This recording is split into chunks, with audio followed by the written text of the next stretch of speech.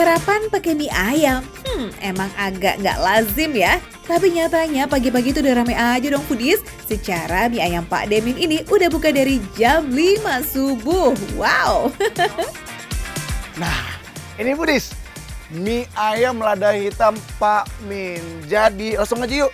Kayaknya ada Pak Minnya di sini. Halo ada. Pak, Iya. halo Pak, sorry ya. Saya Diego, Pak. Nah, ini nih Pak Min nih yang punya mie ayam lada hitam yang legend banget. Dari tahun berapa nih Pak? 81. 81, berarti kalau dibilang umurnya itu 44 tahun. Hitungannya sih udah legend ya foodies, hampir setengah abad jualan mie ayam. Gak heran kalau habisnya tuh cepet banget. Kalau datangnya kesiangan, ya wassalam, pasti gak kebagian itu foodies. Ini kira-kira tinggal berapa porsi lagi Pak? Tinggal 35-an porsi 35 lagi. lagi, deh buka dari jam? Jam 05 pagi. Foodies bayangin ya, ini belum jam 12 siang nih, belum jam makan siang, tapi tinggal 35 packs lagi. Ayam untuk toppingnya dibumbuin pakai black pepper. Jadi bakalan ada sensasi anget-angetnya gitu foodies. Udah gitu potongan ayamnya gede-gede pula. Pantesan ya cocok nih buat menu sarapan. Terus kalau foodies pengen cobain menu andalan di sini, pilih deh varian mie yaminnya. Nih, sini lihat nih, sini foodies. Biar dekat. Tuh. Ya. Nah, jadi Pak, setahu saya tuh mie ayam itu atau yamin itu biasanya ada yang kering sama yang basah nggak sih Pak? Ya ada. Kebanyakan- Permintaan banyaknya yang kering. Oh gitu, banyak yang kering. Sama Iya. sih. Aku juga sukanya yang kering Pak. Ya, Foodies dimakan mie ayam berkuah atau tanpa kuah nih. Mau dibanjiri kuah atau kering, rasa rempah mie ayam Wonogiri racikan Pak Demin mah di sini tetap dominan foodies. Pak, boleh nggak satu ember ini Pak? Iya boleh, Oh, kasih masuk kalau cukup. Jangan dong, ntar rugi. Yang gede-gede ini. Oh, ini yang gede-gede nih foodies. Oh iya, tuh ukuran ayamnya juga gede-gede banget. Ayam Wah, kok nggak gampang. sabar nih, pengen coba. Cukup Pak? Lagi. Kurang kalau Lagi. jumbo itu lagi. Oh gitu. Banyak kalau jumbo. Banyak. Ya. Saya habisin boleh Ah, nggak? boleh. Ya, ini udah dong. pas. Ya, Pas. boleh. Porsi jumbo emang gak kaleng-kaleng ya foodies. Makannya sih buat sarapan, tapi kayaknya bakalan kenyang sampai sore gak sih nih? Cukup Pak Dek. Selain ayam yang melimpah, satu porsi mie ayam itu udah lengkap dengan bakso dan juga pangsit. Wow, body. Oke, berarti di mie ayam ya Pak De? Mie ayam biasa. Nah, aku pengen cobain yamin juga. Tapi Pak De yang bikin boleh ya? Oke, siap. Aku taruh di depan ya Pak De. Oke. Ditunggu Pak De. Oke. Jangan lama-lama. Oke. Oke, Budis, ayo langsung.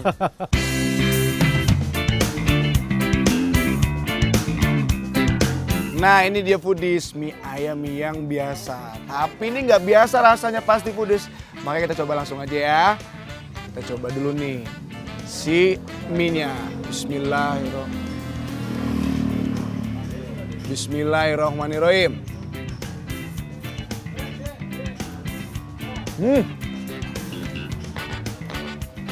Ini bener-bener empuk banget. Terus juga tekstur mie-nya itu bener-bener keriting-keriting manja gitu foodies. Mie ayam Pak Min punya ciri khas foodies karena dibuat sendiri, bentuknya kecil dan juga keriting. Sensasinya mirip makan bakmi yang terkenal itu loh.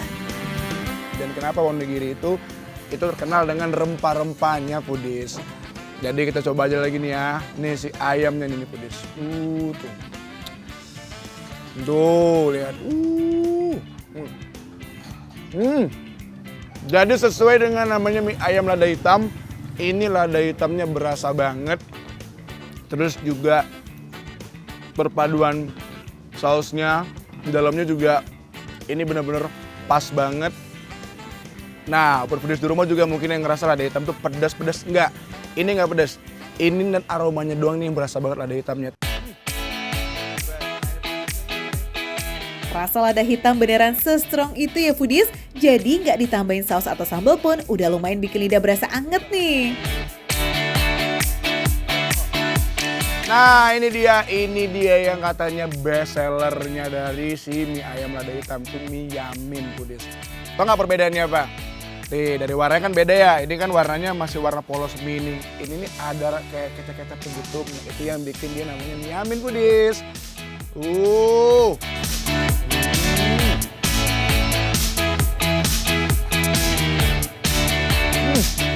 Sesuai dengan tadi teksturnya, lembut, terus juga keritingnya juga enak banget nih rasanya. Dan yang paling penting, si kecap Yamin itu emang berasa banget. Namanya mie Yamin kan emang wajib pakai kecap ya foodies. Tapi tenang aja, manisnya tipis-tipis aja kok. Rasa rempah dan bumbu racikan mie-nya masih lebih dominan. Meski berasal dari kuliner Tiongkok, cita rasa mie ayam Wonogiri ini tetap disesuaikan dengan cita rasa khas Jawa Tengah foodies.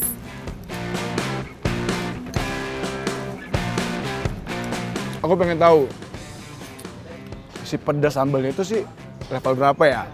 Kita satuin aja foodies ya, biar nggak penasaran. Nih lihat, sambelnya. Cobain.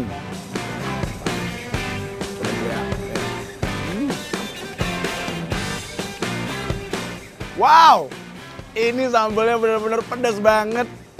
Kalau dibilang sampai 10, ini 8,5 foodies. Bener, ini bahaya nih, pedasnya bahaya banget nih. Wah, terus seger ya, ada asam-asamnya juga. Ini pakai cuka deh sambelnya.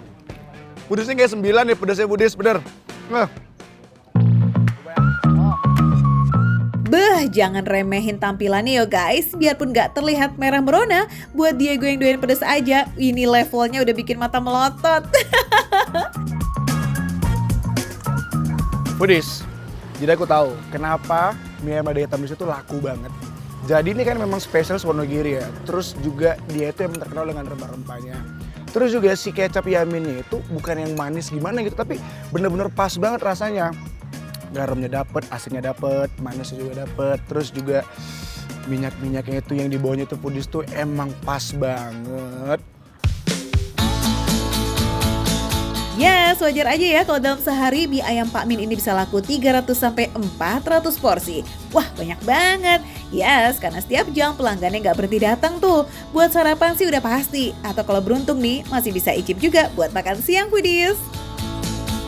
Terus foodies, mie ayam yang biasanya di Wonogiri itu kan emang biasa aja. Ini yang bikin beda itu lada hitamnya foodies. Bener-bener berasa banget dan sensasinya itu emang beda aja ya. Nah foodies, buat kalian nih yang pengen makan di situ emang harus buru-buru banget. Karena dia buka dari jam 5 pagi sampai habis pokoknya. Dan biasanya tuh habis tuh jam 11 pagi, 11 siang itu udah habis dengan 300 sampai 400 pack sih. Ya, tuh lihat masih rame kan jam segini. Saingan boleh bertambah tapi rasa otentik mie ayam Pak Min gak berubah dari 40 tahun lalu.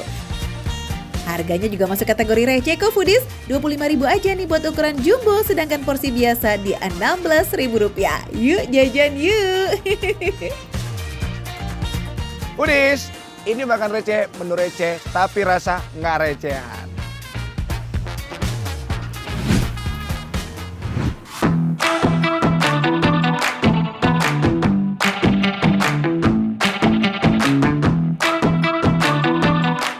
Nasi goreng yang biasa kita makan cuma nasi goreng pakai bumbu-bumbu biasa aja, tapi ada duriannya.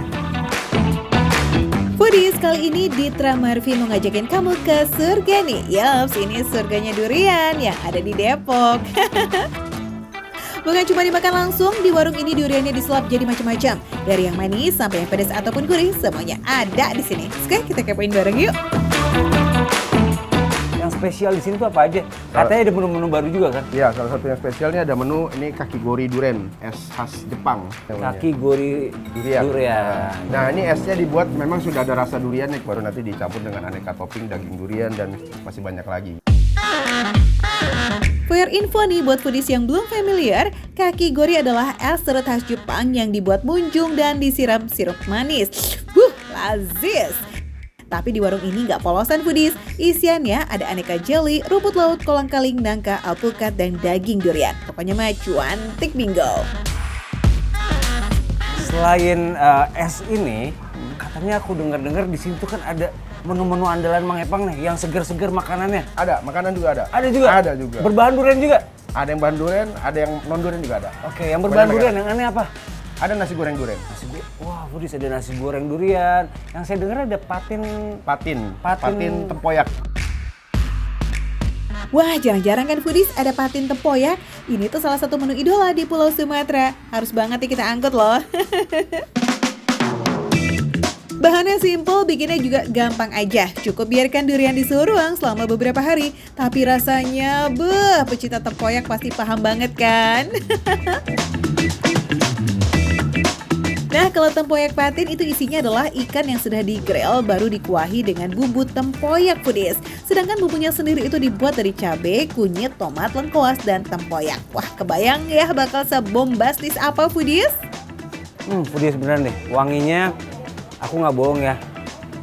Durennya itu nggak bisa dibohongin, kental banget harum durennya. Ditambah tapi dari, ini wangi dari bumbu ini ya Bu ya, apa sih?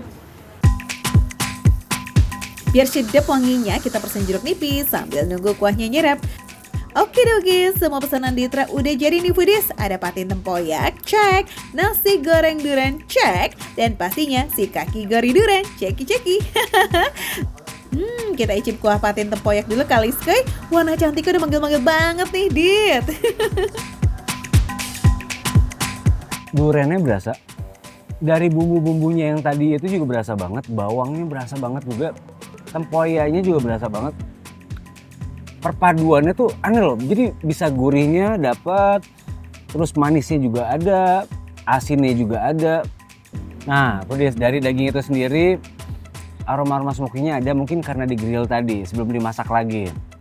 Dan tingkat matangnya pas banget dan dagingnya juga lembut banget dari ikan patin sendiri. Ini perpaduan yang cocok banget.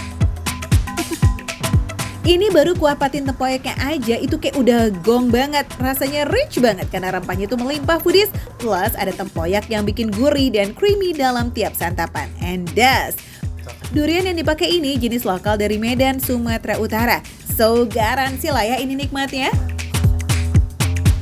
Yang bikin beda sama pindang adalah kalau pindang itu kan cenderung ke asem dan gurih. Tapi kalau ini udah asem, gurih, ada manisnya dari durian itu sendiri. Meski sudah difermentasi pakai garam, sensasi manisnya itu masih ada foodies. Ya meski tipis-tipis sih, tapi bikin seru banget di lidah. Ih, nagih. Lanjut, kita punya nasi goreng durian. Gimana lagi nih makan berat pakai potongan buah, Em?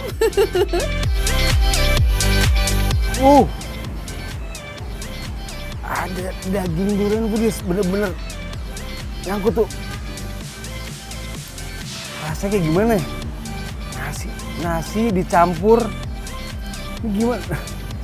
Wow, nasi goreng yang biasa kita makan cuma nasi goreng pakai bumbu-bumbu biasa aja, tapi ada duriannya. Bismillahirrahmanirrahim. Wow.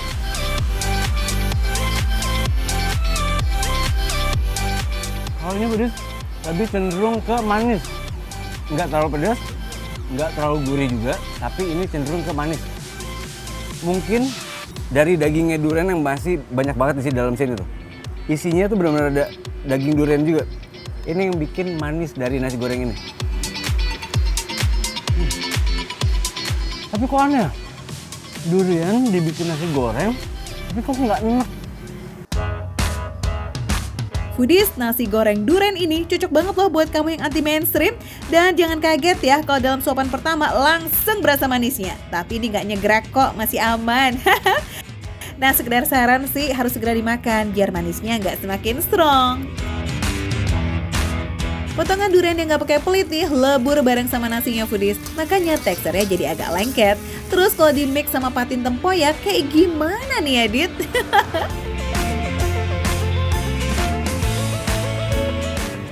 Kalau saya jujur foodies lebih suka ini.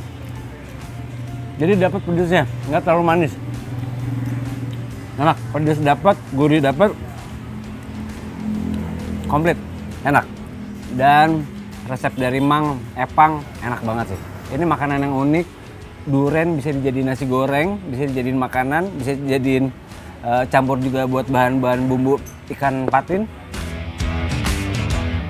Habis pedes-pedesan, mari kita move on ke yang manis-manis. Ada sajian khas sop durian Mang Epang nih, si kaki gori durian. Wah, ini sih harus segera distakis. Saya pengen coba es krimnya dulu. Apakah benar ini emang dari bahan dasar durian? Kita coba dulu ya, pedes. Potong esnya.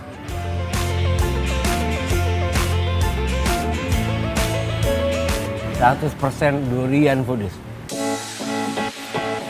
Es serutnya ini bukan es serut biasa foodies, dibuat dengan campuran jus durian yang beku, jadi kayak rasanya durian banget. Wah, ini sih makan es serutnya aja deh enak, yes. Perpaduannya enak banget sih. Dia pas banget ngambil buah alpukat. Kenapa? Karena kan alpukat sendiri itu kan dia nggak manis. Alpukat itu plain rasanya. Nah, kenapa? Mungkin ada satu yang nggak manis ya, karena biar nggak semuanya tuh manis gitu. Foodies. Jadi cocok sih, ini perpaduan yang semuanya cocok banget. Dan duriannya foodies bener-bener ini real, emang nggak pelit sama durian kayak orangnya. Bismillahirrahmanirrahim. Coba ya foodies ya.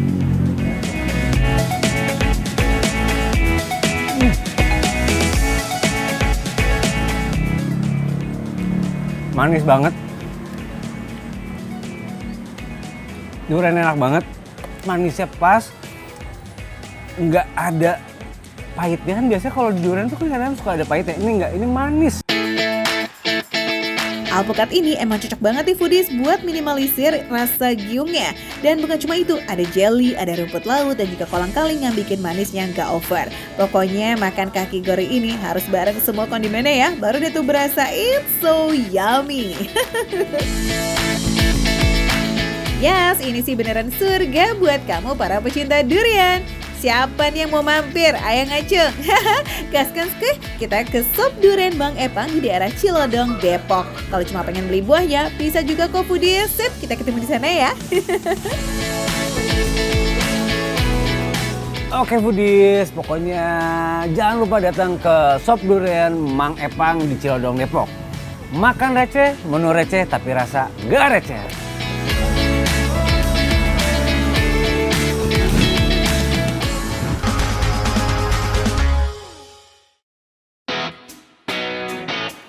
Foodies, lihat bola-bola daging segede gini pasti auto lapar kan? Gimana? Mau langsung disantap aja nih baksonya?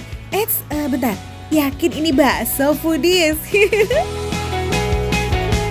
Foodies, ini kita lagi nggak bikin bakso ya. Tapi ini apa mas? Kita mau bikin burger.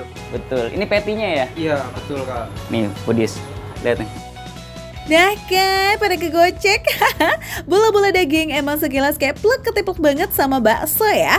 Tapi ini tuh ternyata patty alias daging isiannya burger foodies. Eits, bukan sembarang burger loh ya, tapi smash burger alias burger geprek nih foodies. Wow. Wah, itu diapain mas itu? Kok pakai kertas?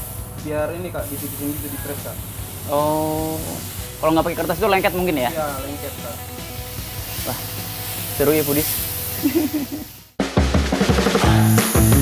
Gaya smashing patty ini tuh emang khas banget foodies, seunik itu. Makanya gak heran kalau akhirnya beberapa tempat di Jakarta khususnya mulai rame nih menyajikan smash burger menjadi salah satu hidangannya.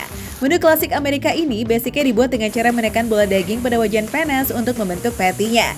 Nah, metode ini nih foodies yang katanya gak hanya menghasilkan patty tipis, tapi garing di bagian luar, serta lembut juicy di bagian dalamnya.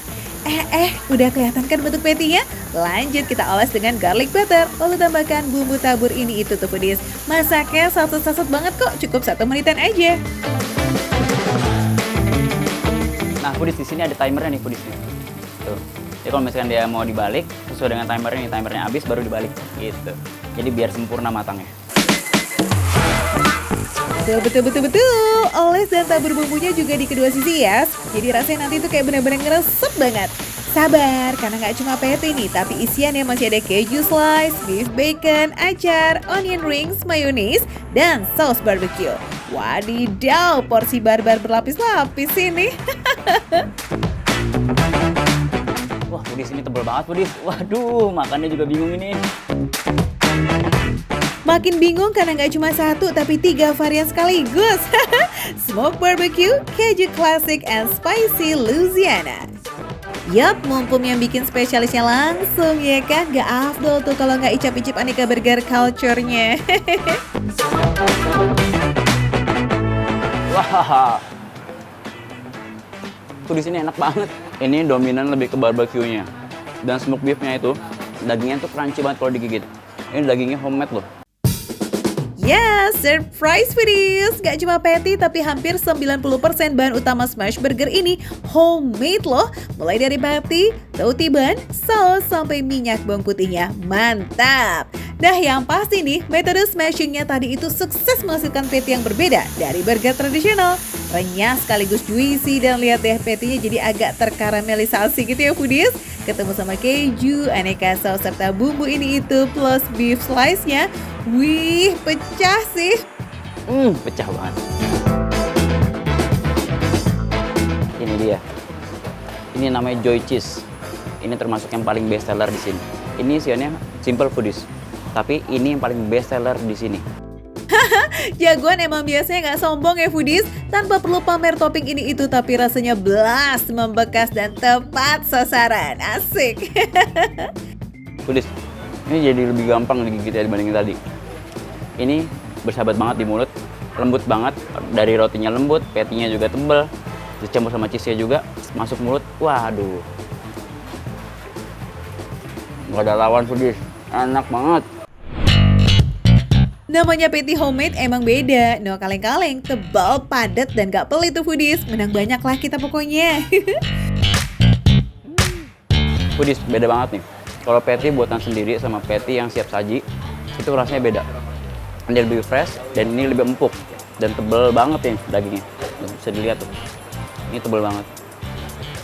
Jadi rasanya tuh lebih bersahabat sama mulut. Buat foodies yang kurang senang sama burger bertopping beef, don't worry and be happy. Pilihan ayamnya juga ada kok. Yes, spicy Louisiana cocok banget nih buat kamu pecinta pedes. Kalau tadi kan yang cheese itu kan lebih ke asin. Kalau barbecue lebih ke asin sama asemnya.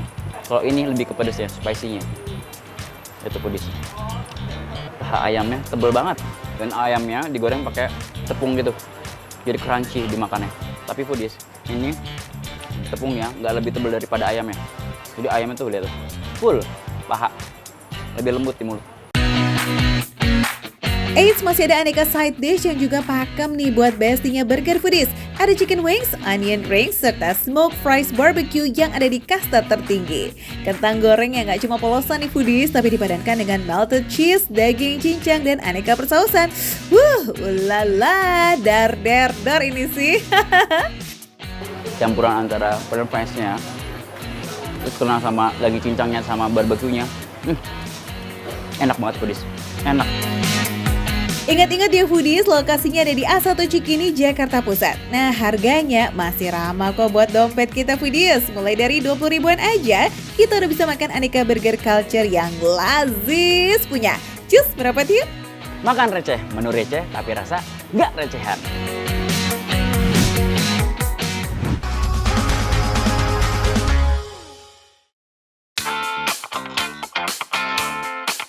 Foodies, kamu tim sop ikan yang mana nih? Yang kuah kuning, kuah merah, atau yang bening kayak yang Davri datengin ini? Harganya juga receh banget loh. Kalau biasanya pakai gurame atau patin, yang ini pakainya ikan laut loh. Wih, spesial nih pakai ikan kue yang terkenal gak bau lumpur. Dan jualannya juga bukan di pinggir jalan atau pujasera gedongan gitu ya foodies, tapi ini di taman, tempatnya orang pada olahraga. Tapi jangan salah, penggemarnya banyak bingits loh, nggak percaya. Foodies, ini padahal belum jam makan siang Foodies. Tapi ikannya sisa segini nih, coba nih lihat nih. Wah, berarti bener-bener rame ya Foodies ya. Udah Acil, ini kira-kira habisnya berapa kilo nih dalam sehari nih?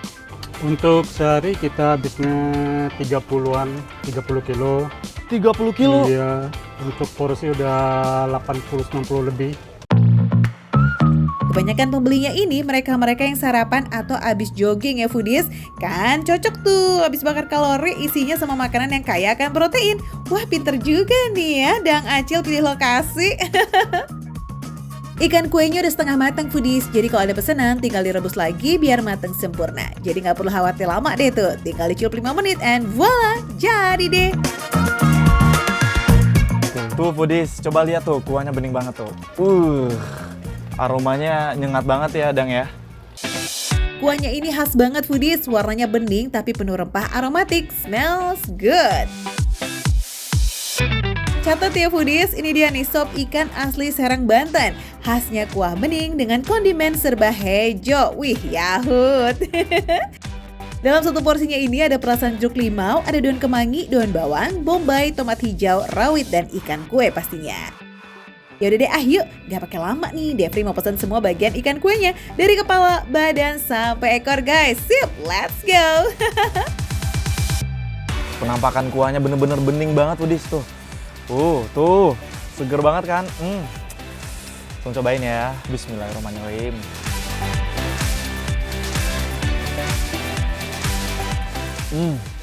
Foodies, kuahnya tuh bener-bener seger banget foodies. Rasanya gurih, terus juga rasa asamnya juga dominan di sini, tapi itu nggak bikin bosenin. Rasa jahenya juga dominan, itu mix dengan rasa asamnya yang bikin jadi makin nampol foodies.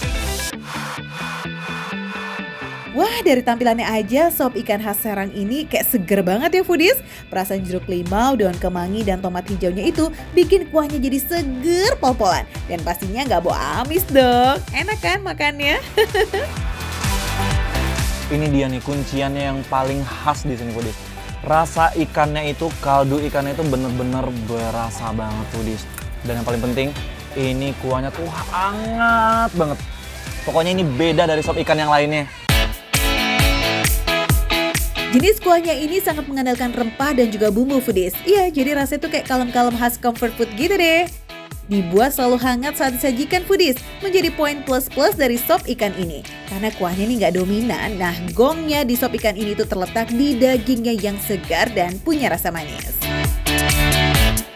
Terus juga nih foodies, kalian bisa lihat tuh.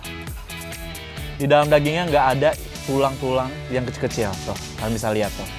Nih, jadi udah dipastikan aman untuk dikonsumsi sama anak kecil dan orang tua. Saking lembutnya tekstur ikan kue ini tuh, dia mudah banget diangkat foodies. Tuh, dagingnya utuh, nggak benyek, nggak hancur. Karena direbus 2 kali foodies, dagingnya ini otomatis ambiar ya, lembut bingo. Proses masaknya tanpa minyak goreng sama sekali loh, jadi anti kolesterol dan baik banget nih buat lansia. Oke deh, next kita icip bagian ikan yang paling favorit tuh. Ada kepala ikan kue. Mantap foodies. Yang paling gongnya nih foodies, yang aku tunggu-tungguin dari tadi, kepala ikan kuenya. Tuh. Buset, gede banget ya foodies ya. Dan asli ini nggak pelit sama sekali ngasih porsi yang bisa segede ini nih dengan harga 20 ribuan doang. 20.000, receh nggak tuh foodies? Dan uniknya lagi, setiap makan tuh kita juga disediakan mangkok, kobokan, dan piring untuk naruh tulang ikan. Asik ya? Kalau ngomongin bagian tekstur daging ikan ini, pastinya berbeda ya foodies ya. Kalau daging bagian ekor, kayak yang aku makan tadi tuh, itu tekstur dagingnya lembut. Dan perbedaannya sama yang kepala ini, dia lebih padat. Dan rasa dagingnya itu ada juicy-juicy-nya itu, didapatkan dari lemak-lemak yang bagian sini nih. Kepala ikan kue tuh emang seajib itu foodies. Rasanya ya, sekali suap tuh kayak mau nambah terus. Gak heran deh ya, bagian ini paling cepet habis. Karena dikasih rawit utuh dan tinggal dipenyet, jadi pedasnya bisa kita atur sendiri foodies. Terus kalau pengen sekalian sama segernya nih, bisa langsung sikat si kemangi, tomat hijau, dan bombaynya. Sop ikan ini ya foodies, ngomong-ngomong bagus banget buat kamu yang lagi diet. Tinggi protein, no kolesterol, dan anget di tubuh kita. Dimakan habis olahraga, wah mantap sih, Ans.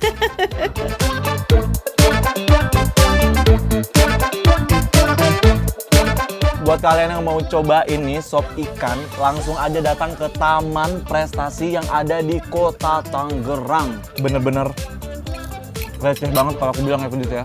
Mulai dari 20 ribuan kalian bisa menikmati sop ikan yang seenak ini. Makan receh, menu receh, tapi rasa nggak recehan.